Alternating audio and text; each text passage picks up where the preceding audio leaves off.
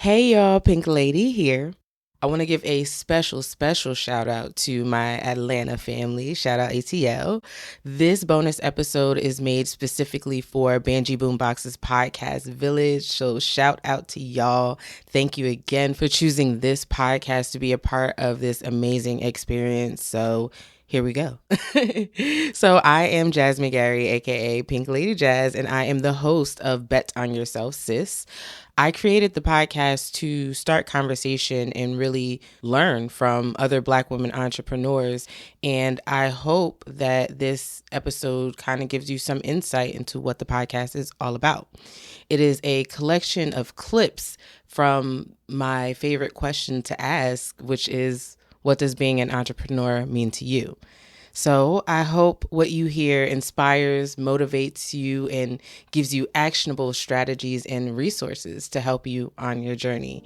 And the main thing to remember is that you are the investment.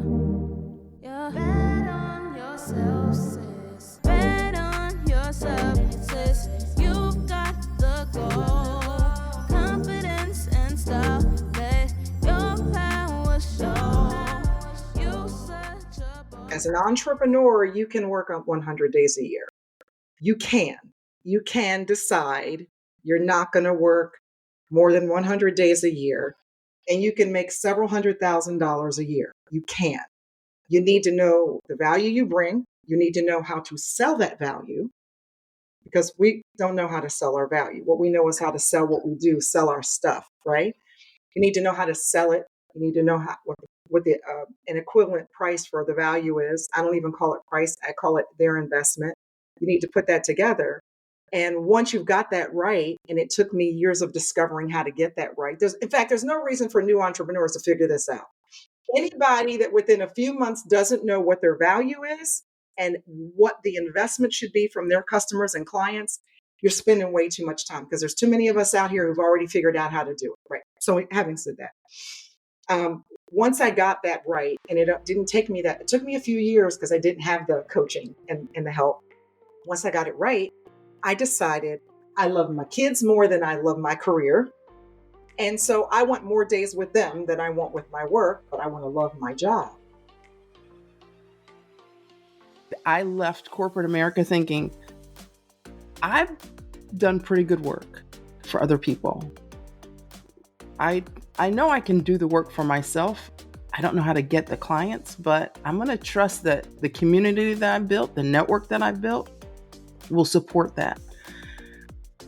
So my goal being an entrepreneur was to spend a little bit more time with my kids that I had not been seeing, with my travel, and to be more involved. So I became like the basketball mom and the concession stand mom and making food for travel games mom. And I was on the school board. And I mean, this life allowed me flexibility to be present. So I was intentional about choosing things, having the mindset that I get to choose who I work with. And that means I get to choose who I don't work with.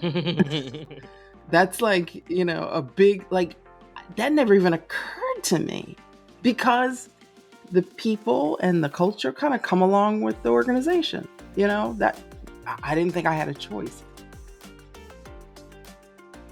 I can do what I want to do, right? I do the things that make me happy, right? So even if there's a job that somebody offers me a job and wants me to do certain things, if I don't agree with, their, whatever their politics, I don't want to say politics, but, their whole thing, whatever they're doing, stuff like that, then I could say, no, I'm not going to do that.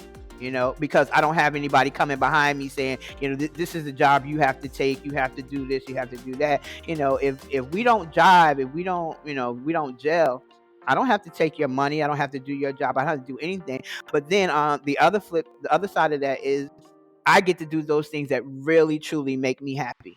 Yeah. I get to do those things that when somebody walks in the room and they say, Oh man, yep, that's exactly it. That's what I wanted. Oh, I love that. That's beautiful. If somebody comes in and says that, that's what makes me happy. That's the best thing about being your own boss. You're making your own hours. Like I said, just doing things that you love to do.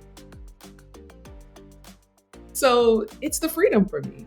That's what entrepreneurship means to me. And I mentioned that I originally wanted to have 6 kids. I have 2.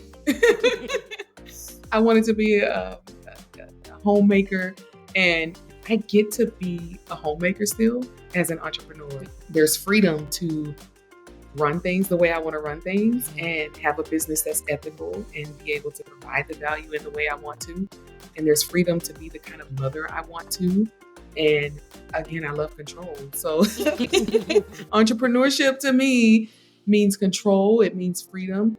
It means a lot of scary things too, with navigating the business aspect of it, if we're being honest. Absolutely.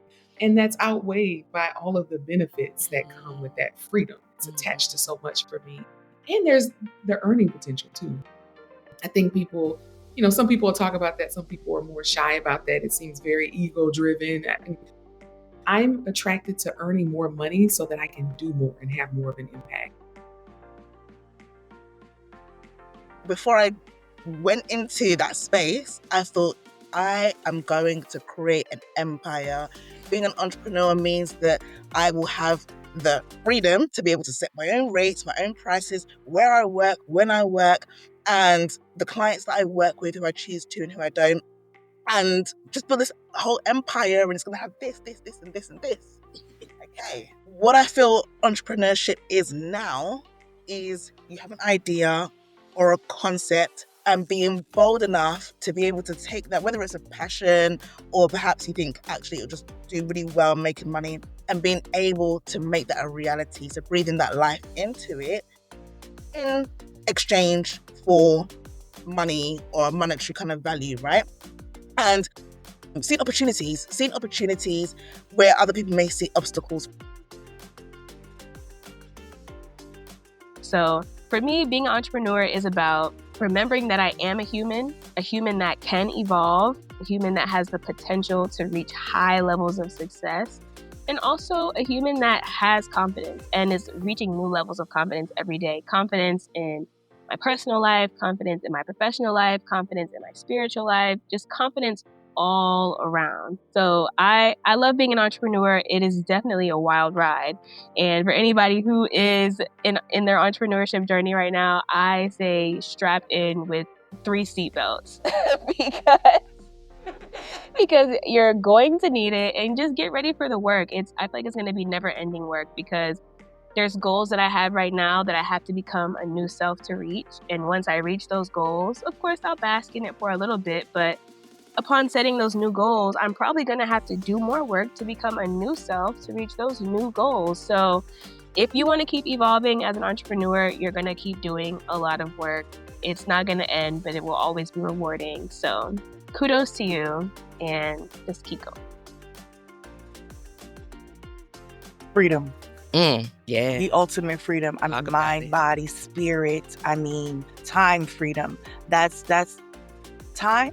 It's a concept that we as a people, we're not even mindful. Like, you're here today and gone tomorrow. If you're on your deathbed, you're not praying for $1 billion. You're praying for more life, more time, right? Mm-hmm. And so the ability to be able to own my time, that's freedom. Yeah. That's freedom from bondage, being